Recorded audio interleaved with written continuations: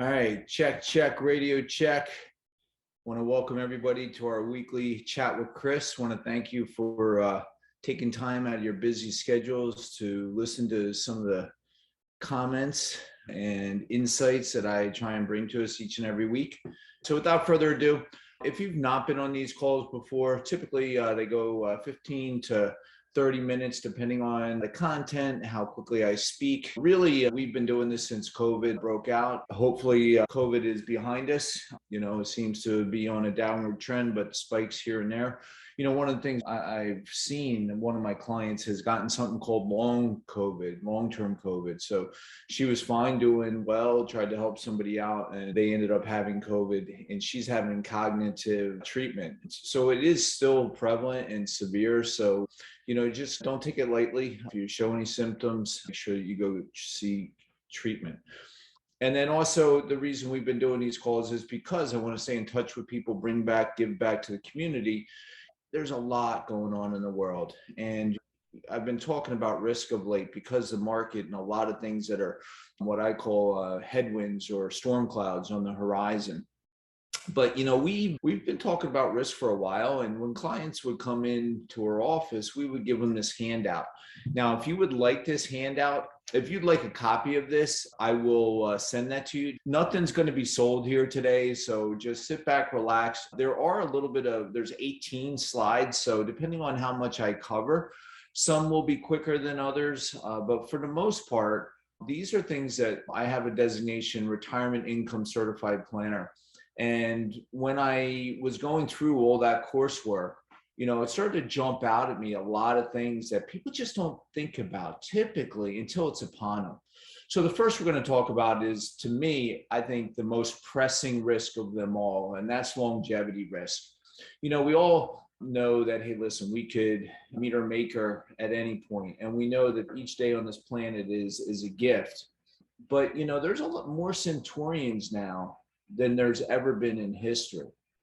And when you start to think about it, when I've done classes, public speaking, when I've polled audiences, typically the number one fear that people have is running out of money. But as I said, as I was doing my coursework, what I found is that all these risks that we're about to show you, the other 17, they are multiplied, right, by if we live longer. So let's just say one of the slides I'll give away, one of the ones that we see in the news right now, inflation. Well, inflation, the longer we live, so let's just say that we retire at 65 and we're on this planet for another 30 years. Well, the chance of inflation impacting us again, not just now, not just once, but multiple times over 2, 3, or maybe even 4 decades.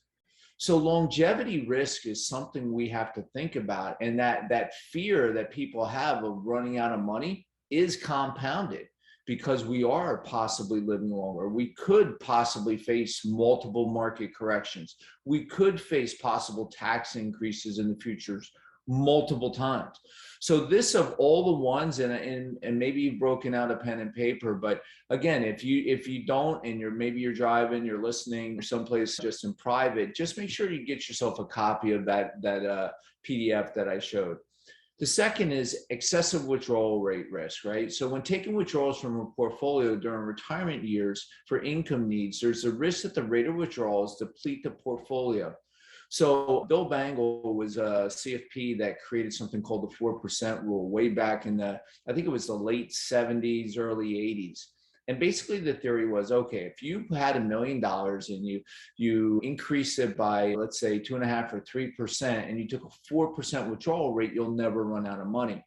And that turns out to be theoretical, but not likely. Right. And it's a huge mistake. So, pulling money out, just think about it. If you turn around and pull money out, the market went down, you needed money. You start to put 2 and 2 together and you go, wow, I never really thought of it like that. So being good stewards of our principal along the way and not subjecting it to risk, but things come up, right? The roof needs to be replaced. The driveway needs to be repaired. Maybe we're moving, we're going someplace. So we're spending some of this money and we pull the money out the wrong time. Well, now we've dug ourselves into a hole that sometimes can never be gotten out of. Inflation risk. So this is the I word that you hear everywhere. We're all experiencing. It's awful, right? Gas prices are through the roof, and that's just going to have a trickle effect, right? That we're going to turn around and see on every single level, anything that we're buying is going to continue to cost more. So now we're reevaluating, what do we actually need? And just because lumber was the thing that sort of jumped out last year, and now just, that will continue. Housing, building costs, car costs, computers, technology, all of this stuff is just, as it gets more expensive, the natural reaction is let's hold our money tighter, which can then cause a recession. So just be aware, inflation, this is something that it will correct itself. It does seem to be slowing a little bit. Some of the signals we talked about last week doesn't mean it's not going to be without pain. Reemployment risk. Reemployment risk is the inability to supplement retirement income with employment due to the tight job market. So you turn around and you say, hey, I don't like my job, or maybe you're the next one you'll see, maybe you got downsized. So at the end of the day, being employable, I remember one time a woman coming into my office back in 2007, 2008.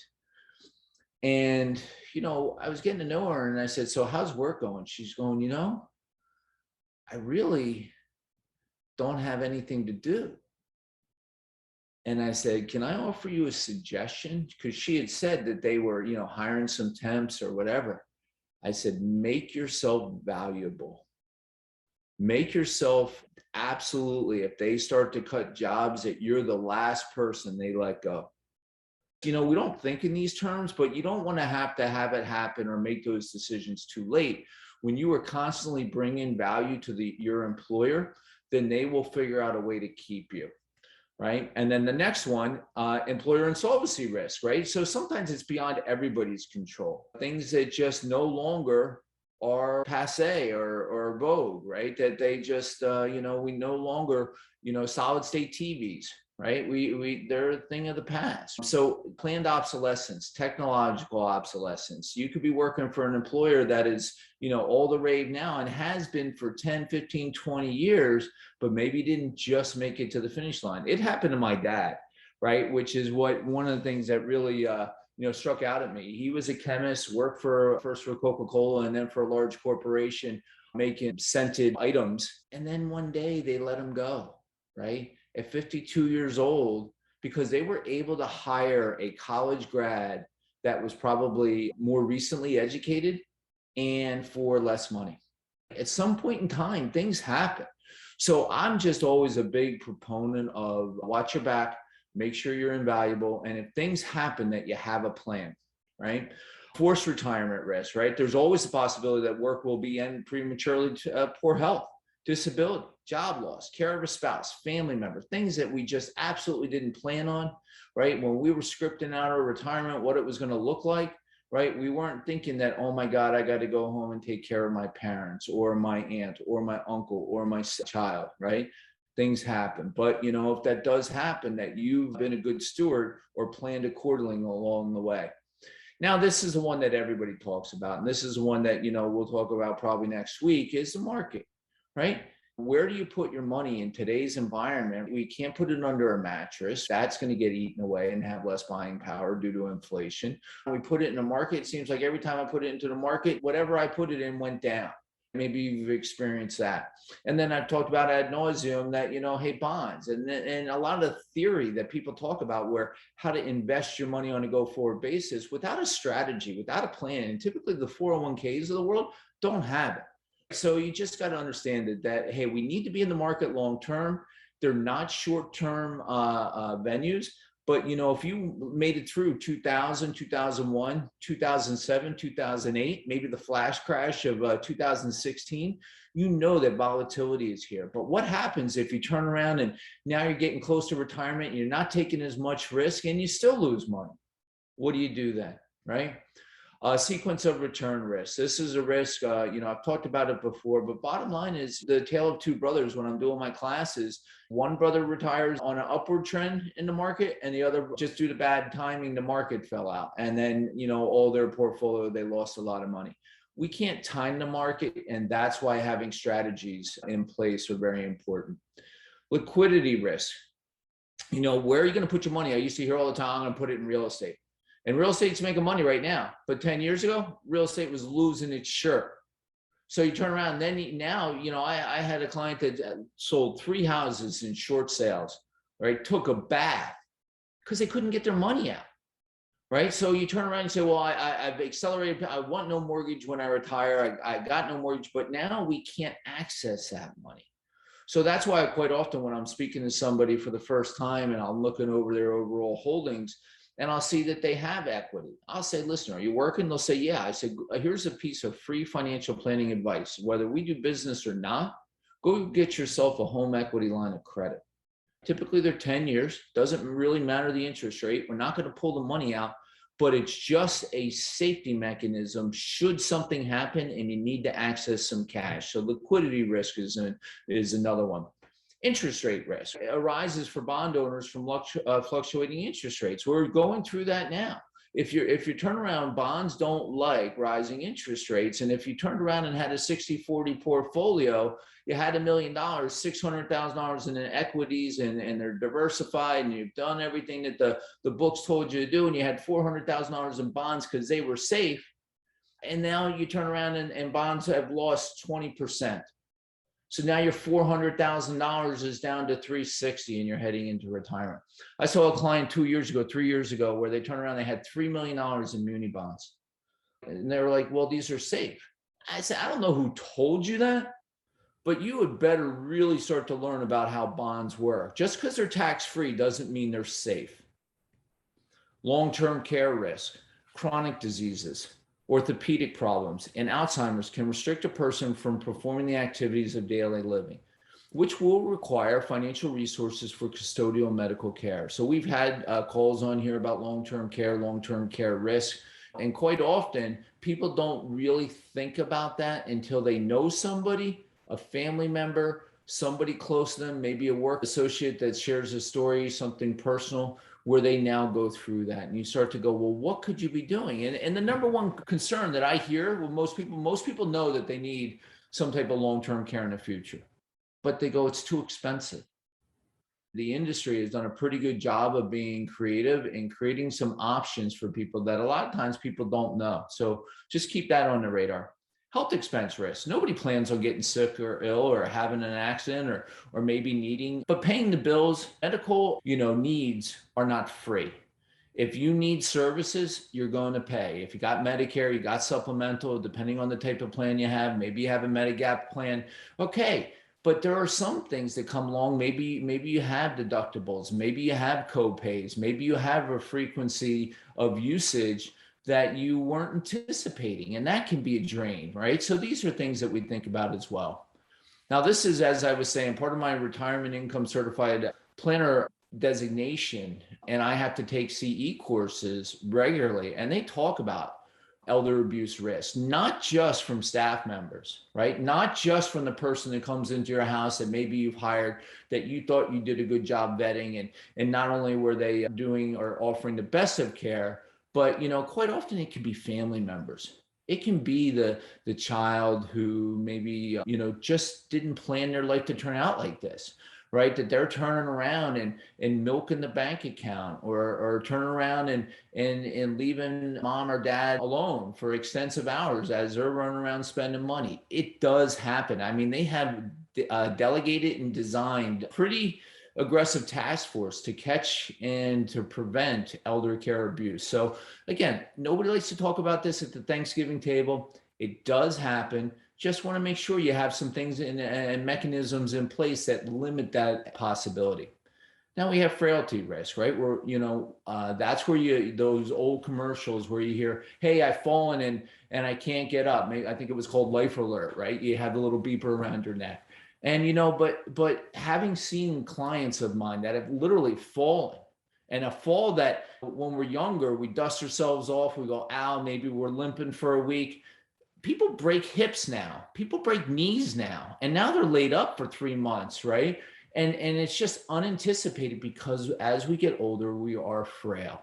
So we just have to make sure that we're at least cognizant and have some things in place that should that arise, that maybe an assisted living facility or maybe an adult daycare type environment is appropriate. So, like I said, people don't start thinking about that until they actually start to experience it, go through it, or dealing with a family member that need it.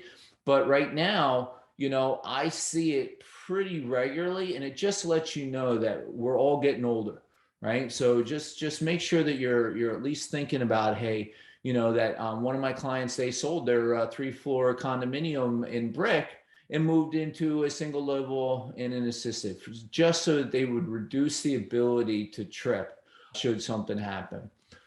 All right, so unexpected financial responsibility risk. Many retirees have additional unanticipated expenses during the course of retirement, in many cases due to a family relationship or obligation, right? So all of a sudden, your children moved out when they were, 25, 30, 35. And then, lo and behold, that when you're 75, they come to you and say, hey, listen, we want to buy a second home.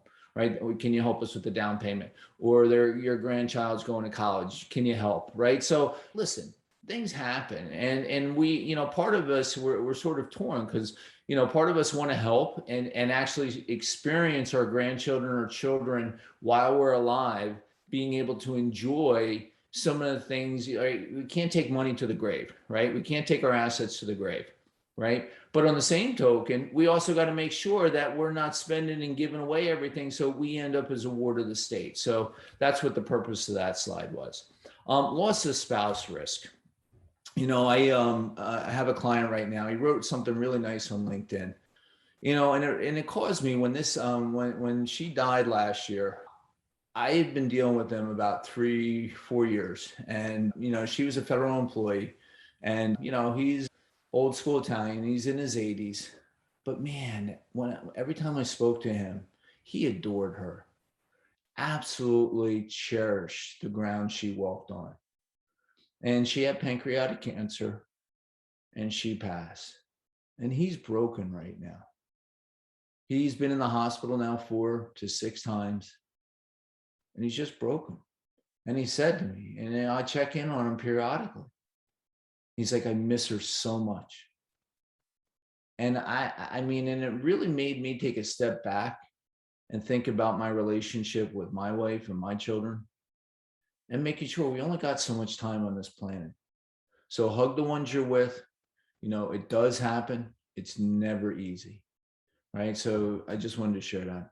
Timing risk, consider the variations of sequence of actual events, right? So, you can't time the market. People say, well, I'm going to get out. I think the market's going to correct. And then you miss the upside.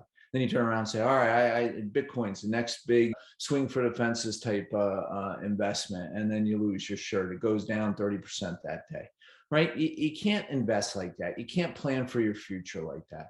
You have to have strategies. You have to have plans. And part of dealing with somebody, whether it's me or somebody like me, it's managing the emotional swings. We're all human, right? So we all have that ability to turn around and go, oh my God, the sky is falling, when it's not.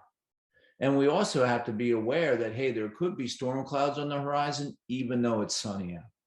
So having plans in case something happened allows you to have more of that steady eddy type feel versus having the swings that, the market has trying to force upon us on a daily basis and have us deem or sort of feel that, oh, that's normal. It happens all the time, right? Because sometimes there are things you can do to step off the elevator as it's going down and wait for the next one to come up. So public policy risk, this is, government policy, right? Just a lot of times things happen where you turn around and you're thinking everything was going along fine. And imagine you were in the, fossil fuel industry, coal industry, and all of a sudden, next thing you get told you're out of business. You built a pipeline and they say, we're shutting it down. Right? I don't know. And I'm not going to get into politics right now, but I just could imagine you spent a lifetime dedicating, building for your family to turn around and find out that, the government changed their mind and we're going left here. Right. And so, and it happens, right? Administration changes. So, that's one of the things that we really just say, listen, turn off the TV, stop watching the news, look at your family, spend time with them at the holidays. It's Easter this weekend. I want to wish each of you, I am not too proud to say it, tomorrow's Good Friday and Sunday is Easter. To each and every one of you on this call, happy Easter. And if you need me, anything I can do, please reach out. Right. So there's our disclosure. Basically says I didn't make up any of this stuff. Blah, blah, blah, blah, blah, blah, blah. Right. And then if you need me, there's my email address. There's my cell phone number or my office number. Everybody gets my cell phone number. Happy to help. Happy to talk to you about anything that I can offer insight on. And if I haven't met you, reach out to me. Other than that, happy Easter, everybody, and bye-bye.